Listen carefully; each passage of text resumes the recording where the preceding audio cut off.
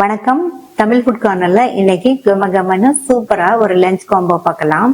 இந்த குழம்பு செஞ்சீங்கன்னா குழம்பு கொதிச்சுட்டு இருக்கும் போதே நம்ம வீட்டுல உள்ள எல்லாருமே வீட்டுல ஏதோ ஸ்பெஷலா பண்றாங்க அப்படின்னு நினைக்கிற அளவுக்கு வாசனையாவும் சுவையாவும் இருக்கும் இந்த குழம்பு. இதுக்கு சைட் டிஷ்ஷா ஹெல்த்தியான வாழைப்பூ வச்சு ஒரு பொரியல் பண்ணிருக்கோம். வாங்க செய்ய ஸ்டார்ட் பண்ணலாம். ஃபர்ஸ்ட் தக்காளி குழம்பு பண்ணிடலாம். 300 கிராம் தக்காளிய வாஷ் பண்ணி எடுத்து வச்சிருக்கேன்.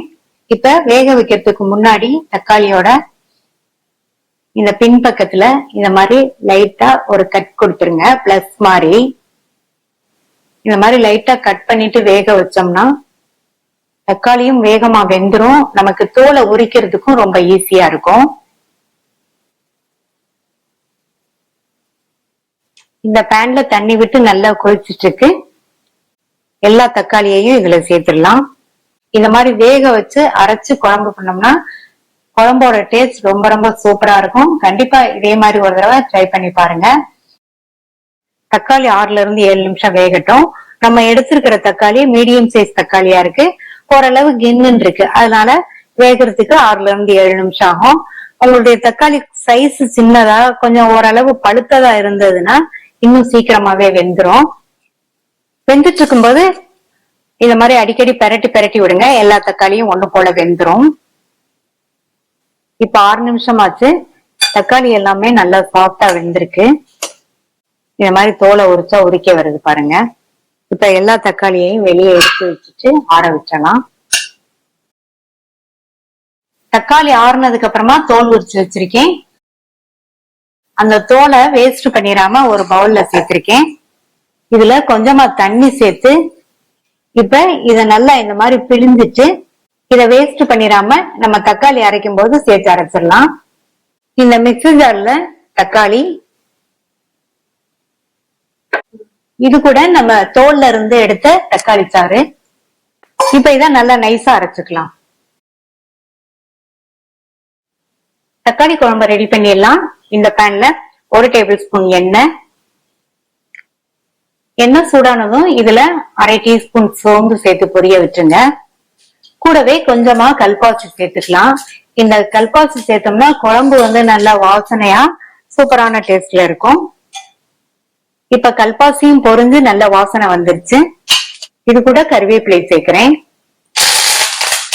கூடவே 10-12 சின்ன வெங்காயத்தை 2 கட் பண்ணி சேர்க்கிறேன். 2 கீறின பச்சை மிளகாய் சேர்த்துக்கலாம்.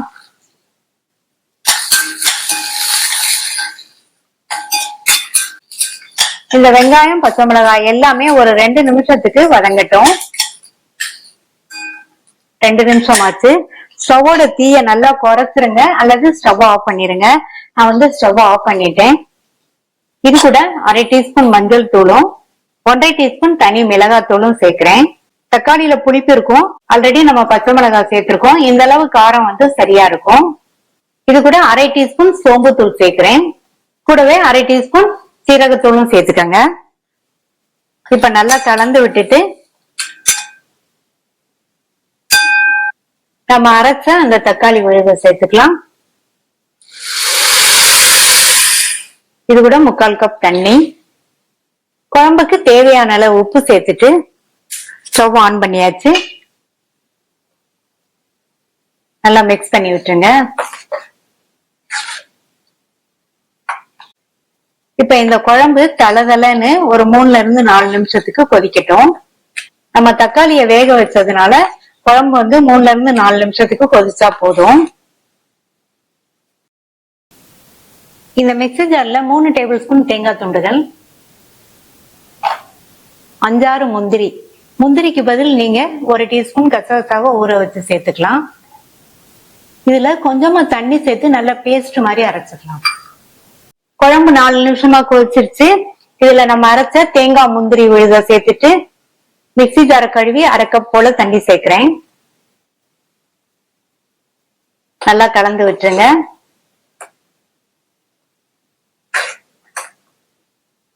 இது 2 இருந்து 3 நிமிஷத்துக்கு மட்டும் கொதிச்சா போதும். தேங்காய் விழுது சேர்த்ததுக்கு அப்புறமா ரொம்ப நேரம் கொதிக்க கூடாது. நம்ம முந்திரி சேர்த்திருக்கிறதுனால குழம்பு நல்லா கிரீமியா இருக்கும். இது கொதிச்சதுக்கு அப்புறம் இன்னும் கொஞ்சம் திக்னஸும் கொடுக்கும். தேங்காய் விழுதோட பச்சை வாசனை எல்லாம் போயிடுச்சு. குழம்புமே ஓரளவு திக்காய் வந்திருக்கு. கடைசி அதுல பொடியா கட் பண்ண கொத்தமல்லி இலைகள் கொஞ்சம் சேர்த்துட்டு நல்லா மிக்ஸ் பண்ணி விட்டுட்டு ஸ்டவ் ஆஃப் பண்ணிடலாம். சூப்பரான டேஸ்ட்ல தக்காளி குழம்பு நமக்கு ரெடி ஆயிடுச்சு.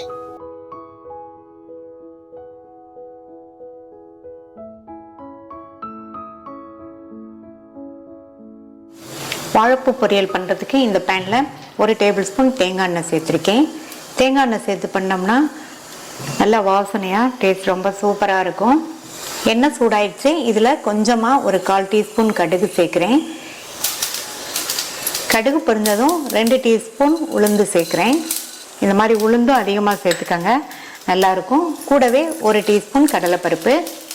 கடுகு கம்மியாக சேர்த்தா போதும், ஏன்னா வாழைப்பூல துவர்ப்பு தன்மை இருக்கிறதுனால கொஞ்சமாக சேர்த்துருக்கேன். நம்ம சேர்த்த பருப்போட கலர்லாம் மாறிடுச்சு. இது கூட கறிவேப்பிலை, 1/2 கப் அளவுக்கு பொடியாக கட் பண்ண வெங்காயம். இந்த பொரியலுக்கு வெங்காயம் அதிகமாக சேர்த்தோம்னாலும் நல்லா இருக்கும். அடுத்து கட் பண்ண 3 பச்சை மிளகாவும் கட் பண்ண 1 காஞ்ச மிளகாவும் சேர்க்கிறேன். பச்சை மிளகாய் காஞ்ச மிளகாவும் கொஞ்சம் அதிகமாகவே சேர்த்துக்கங்க.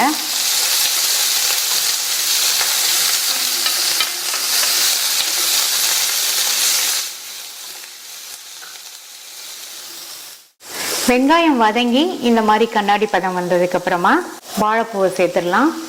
ஒரு பெரிய வாழைப்பூவை கட் பண்ணி மோரும் உப்பும் கலந்த தண்ணியில கருத்து போகாம இருக்கிறதுக்காக போட்டு வச்சிருக்கேன்.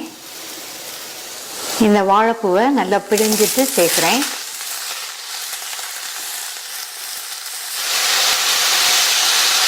எண்ணெயிலேயே நல்லா ஒரு 2 நிமிஷத்துக்கு வதக்கிக்கலாம்.